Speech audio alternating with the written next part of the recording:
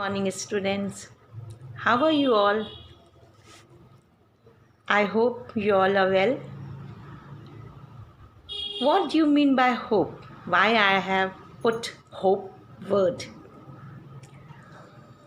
I hope you all are well. It means I'm praying for you all that God keep you safe. So, student, don't worry. Be happy because hope can be a powerful force, especially in difficult times. So don't worry, don't lose your hope. We shall overcome by this. So, God is there to protect us, to take care of us. So, students, only you have to pray. सो घर पे रहें, सुरक्षित रहें और प्रार्थना करते रहें अपने लिए भी और सभी लोगों के लिए. So students, now I am going to start the chapter resources and development. Already we have read many points and I hope you have understood nicely. So last small recap, I'm going to just remind you what are the topics we have read in the last video. So last video we have read about the alluvial soil, the classification of soil. So under that we have read about the alluvial soil, black soil, red and yellow soil, and the laterite soil. So dear student, today we are going to start. The next topic is arid and the desert soil. मरुस्थली मृदा, या उसको हम लाल या भूरी या रेतीली मृदा भी कहते हैं. So it is found in hot and dry areas of western Rajasthan. ये पश्चिमी राजस्थान और बहुत ही गर्म प्रदेशों में मिलती है. Its colour ranges from red to brown, और ये लाल और भूरे रंग की होती है. कहीं पे ये लाल मिलती है और कहीं पर ये भूरी. Now what are the characteristic, इसकी क्या विशेषताएं हैं? They are sandy in texture. So the मरुस्थली जो मृदा है वो खास करके रेतीली होती है. इसका जो टेक्सचर होता है, बनावट होता है, वो रेतीला होता है. Now, due to high rate of evaporation, arid soil means they have the high rate of evaporation due to high rate of concentration of salt. तो इसको आप इस तरह से देखेंगे कि ये शुष्क जलवायु में, बहुत गर्म वाले जलवायु में, मतलब क्लाइमेट में, लाइक राजस्थान में ये पाई जाती है. और बहुत ही तेज़ या उच्च तापमान के कारण इसमें जल का वाष्पीकरण बहुत तेज़ी से होता है. इसकी दर जो है बहुत ही अधिक होती है. And also arid soil lack in humus due to means there is less vegetation, that's why it is lack in humus. क्योंकि यहाँ पर ह्यूमस की मात्रा कम होती है, क्योंकि यहाँ पर जो पेड़ पौधे बहुत ही कम होते हैं जो सड़ने के बाद मिट्टी में मिलते हैं और उसको उपजाऊ बनाते हैं. तो ये मात्रा जो है, ह्यूमस की मात्रा इस मिट्टी में, नमी की भी कमी होती है, क्योंकि इसी वजह से इसको शायद इसमें बालू का जो टेक्सचर है वो ज़्यादा होता है. अब दूसरा सॉइल के बारे में हम पढ़ेंगे. They are forest and mountain soil, वन एवं पहाड़ी मिट्टी. They are mostly found in Himalaya. ये कहाँ कहाँ पर मिलती है? हिमालय बेल्ट में, जम्मू एंड कश्मीर में, Uttarakhand, Himachal Pradesh and Arunachal Pradesh. The characteristic mountain soil on the slopey are coarse and gravelly, means gravel in nature, and in the valley they are loamy and silty. तो ये पहाड़ों के ऊपरी भागों में, ऊपरी ढालों में ये मोटे कणों की पाई जाती है, और जो घाटी में या उसको वैलीज बोलेंगे उसमें या नदी घाटी में ये दोमट और सिल्टदार होती है. That they are loamy. Loamy को दोमट मिट्टी बोलते हैं, और साथ में सिल्ट मीन्स सिल्टदार, परतदार. This soil is more fertile than the upland. Valley में क्योंकि नदियों के द्वारा सारी उपजाऊ मिट्टी बह के नीचे आ जाती है, तो ये वैलीज़ में, घाटियों में ये ज़्यादा बहुत ही उपजाऊ होती है, और पहाड़ों के ऊपरी भागों में ये कम उपजाऊ होती है. तो अब हम आगे पढ़ेंगे. आगे का जो टॉपिक है वो है last topic, soil erosion and conservation, मृदा अपरदन और संरक्षण. तो बच्चों हम इस टॉपिक का सॉइल इरोजन क्या है इसको हम अब पढ़ेंगे. Soil erosion and conservation. What do you mean by soil erosion?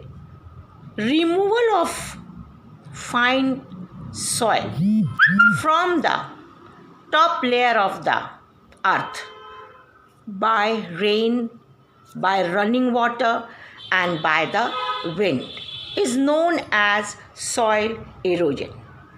इस तरह से आप देखें, मृदा के कटाव और उसके बहाव की प्रक्रिया को मृदा अपरदन कहा जाता है, मीन्स सॉइल इरोजन को हिंदी में क्या बोलते हैं? मृदा अपरदन. Now causes of soil erosion, मृदा अपरदन के कारण, means what are the causes of soil erosion?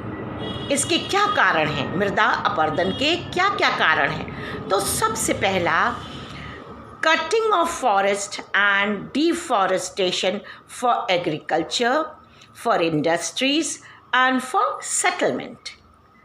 तो जब हम वनों को काट करके या वनीकरण करते हैं, वनों को काटते हैं, किस उपयोग के लिए? खेती के लिए, खेती करने के लिए.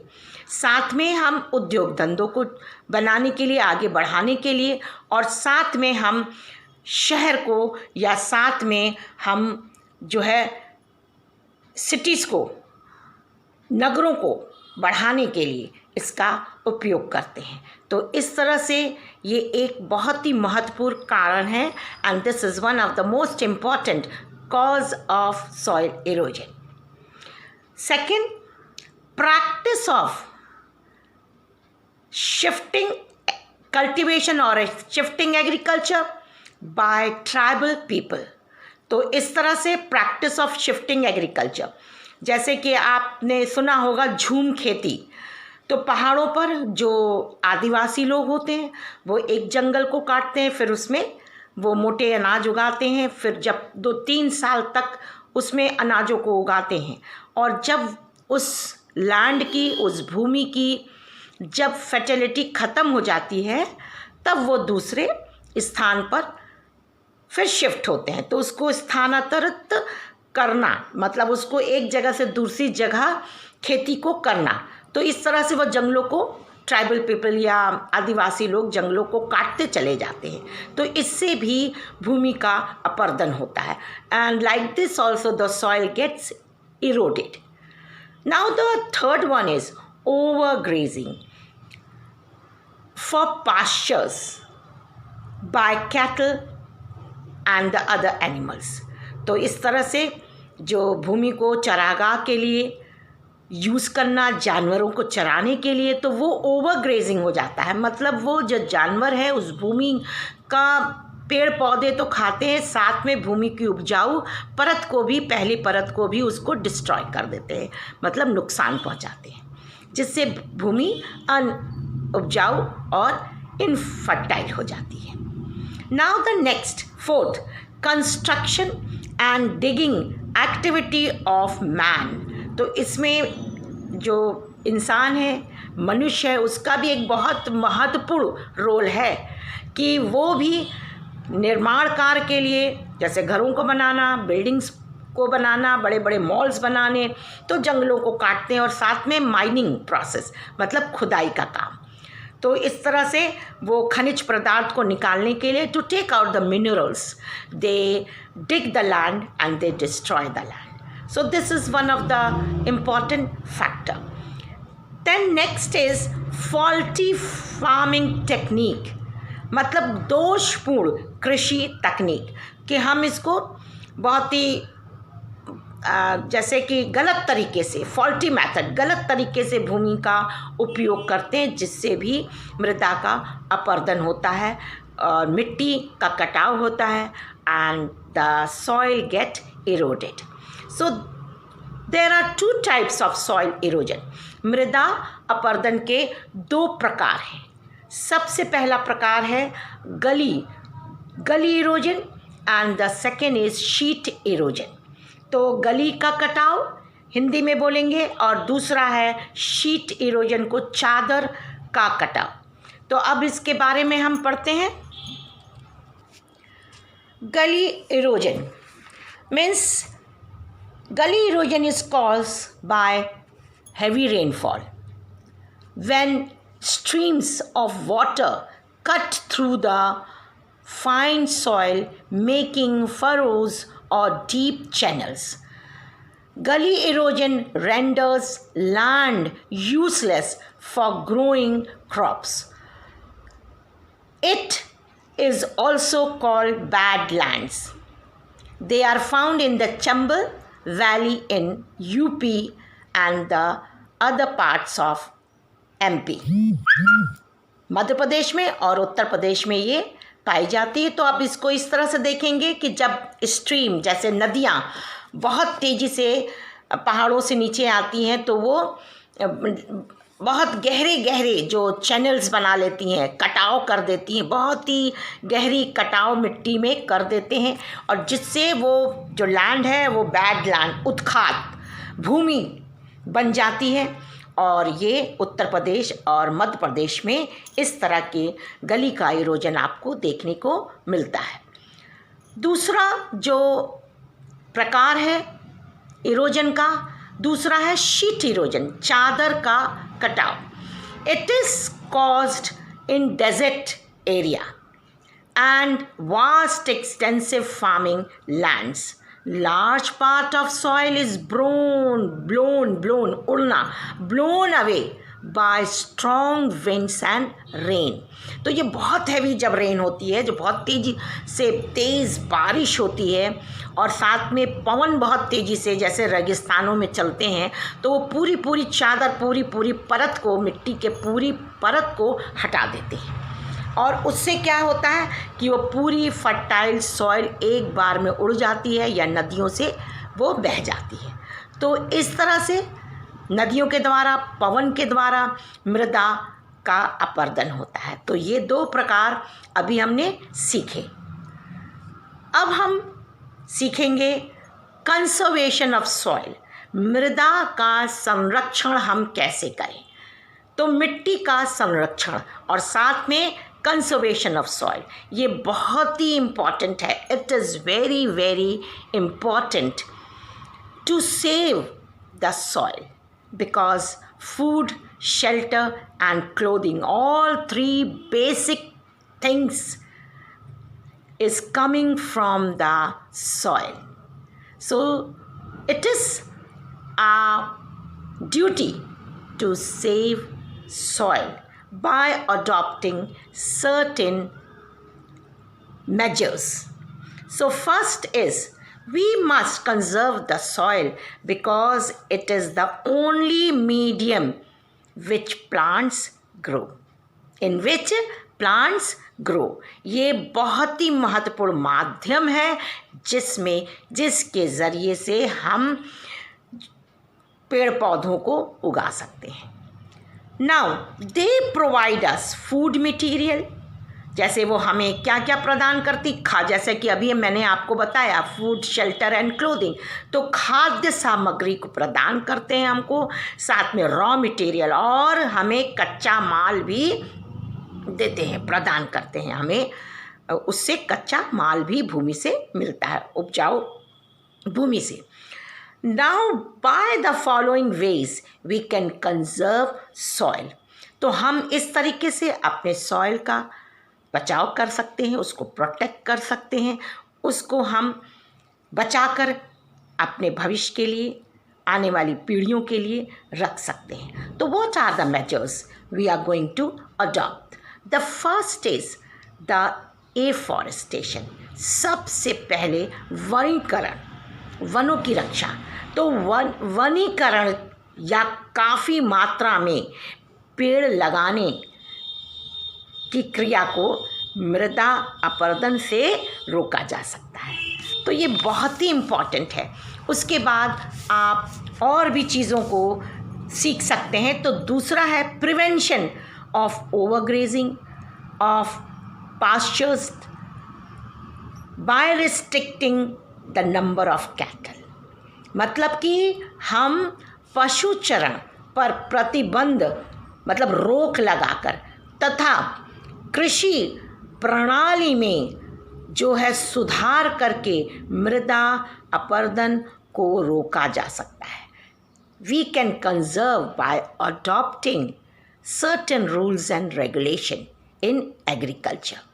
Now next is planting of shelter belt to check wind forces.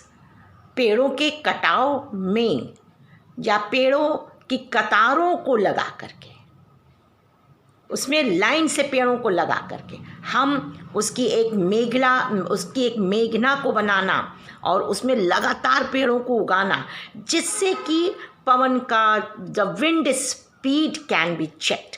मतलब पवन की या रनिंग वाटर की जो हम स्पीड है उसके तेजी को हम कम कर सकते हैं.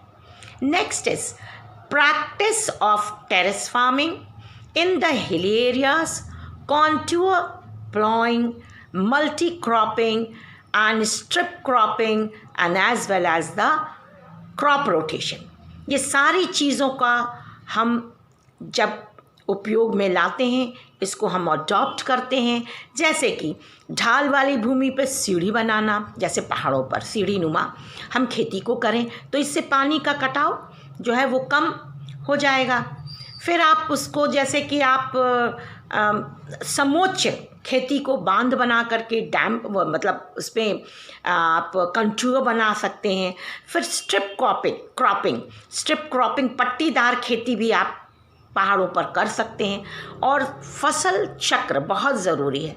फसलों में गैप, अगर हम एक फसल 3-4 साल बो रहे हैं तो फिर उसमें हमको 1 साल का गैप करके कुछ ऐसे प्लांट्स को बोने चाहिए, ऐसे क्रॉप्स को बोने चाहिए जो हमारे भूमि को फर्टिलिटी दे. जैसा कि आप उदाहरण के तौर पे you can as a example you can take that if we are growing 3 years of wheat, so we can put 1 year gap, and then we can put, or we can grow pulses, because pulses give the fertility to the soil. तो इस तरह से हम फसल चक्र को, crop rotation को, ये सारी जो विधियां हैं इनको हम अडॉप्ट करके सॉइल को बचा सकते हैं इरोजन से. Next, check dams and embankment to control water from the water for flowing very fast, and by this we can protect the soil. तो इस तरह से हम बांधों को बनाएं और तटबंधों को बनाएं. जो इस तरह से जब हम बनाते हैं नदियों पर डैम्स वगैरह, जिससे पानी का बहाव कम हो जाता है और इससे हमारी मृदा का कटाव कम होता है. Like this our soil gets less destroy. So by this we can save our soil. Now, we must take care of our resources.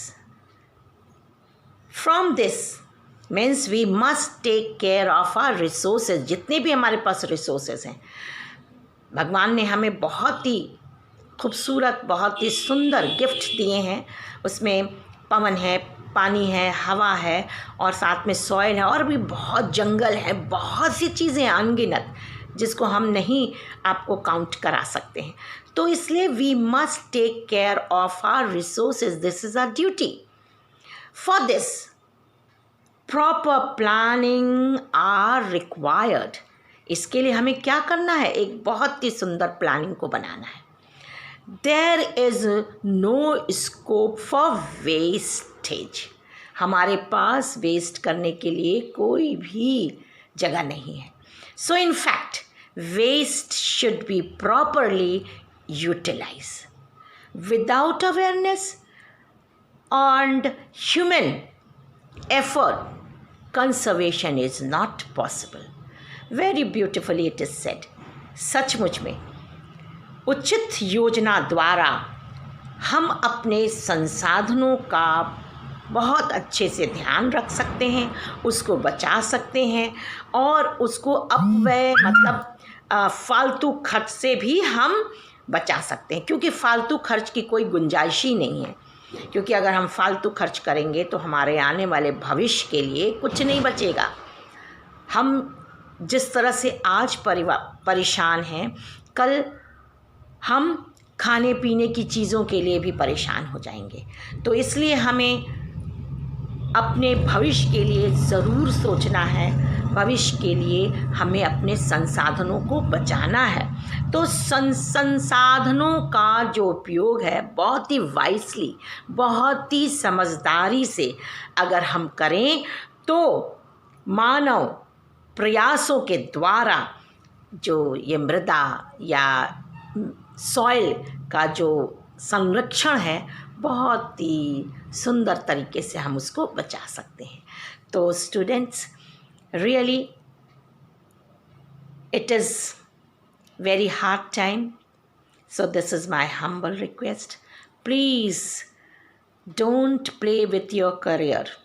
आप वीडियो को, जितने भी वीडियो भेजे जा रहे हैं, आप ईमानदारी से एक एक वीडियो को बैठ के देखें, समझें, नोटबुक लेके बैठें और जो भी आपको पॉइंट्स समझ में आती है उसको लिखें. बुक्स अगर आपने ले ली हैं तो उसको भी पढ़ें बेटा. अगर आप मेरे वीडियो को बहुत ही अच्छे से देखेंगे तो आपको दोबारा पढ़ने की ज़रूरत नहीं पड़ेगी. तो my blessings are with you all and with your each and every member of your family. So may God bless you all. Thank you, student.